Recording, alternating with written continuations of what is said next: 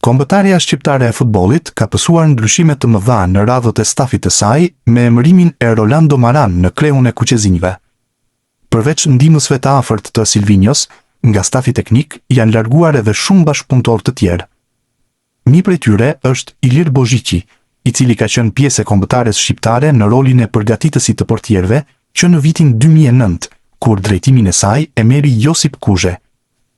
Në vend të tij, FSHF ka vendosur që t'i besojë një emri i cili ka qenë edhe më parë pjesë e kuqezinjve në këtë rol, por në përfaqësuesen U21. Panorama Sport mëson se roli i përgatitësit të portierëve të kombëtares do i besohet Alfred Osmanit, ish portierit Durrësak, i cili për disa vite ka qenë pjesë e stafit të U21 të Shqipërisë, si një nga ndihmësit e Alban Bushit. Ai më pas u bë pjesë e stafit të Orges Shehit, duke ndjekur teknikun Durrësak në klube të ndryshme, ndërsa tani është kthyer përsëri pjesë e stafit të kombëtares, por tashmë asaj A. Kombëtarja shqiptare e futbollit do të nisë një cikël të ri në drejtimin e Rolando Maran, dhe kjo përfshin edhe një staf krejtësisht të ri. Presidenti i FSHF-s, Armand Duka, ka zyrtarizuar sot ndryshime të reja që do të bëhen në stafin e kuqezinjve gjatë një ceremonie të zhvilluar në nder të Silvinjos, Zabaletës dhe Doriva, të cilët kanë mbyllur ciklin e tyre. Duke qenë se ne sot jemi për këtë lloj ndryshimi, për t'i falenderuar stafin e ekipit kombëtar, në të njëjtën kohë do të doja të falenderoja sepse edhe një pjesë tjetër e stafit është zëvendësuar.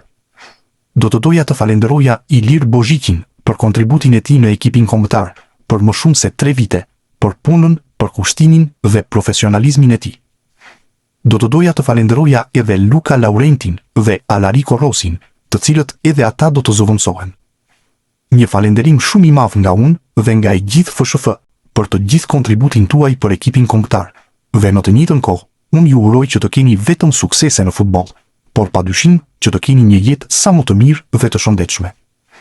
Derën në Shqipëri do ta keni të hapur, padyshim që do të jeni pjesë e eventeve tona në çdo moment, dhe uroj që të keni vetëm momente të bukura dhe momente gëzimi.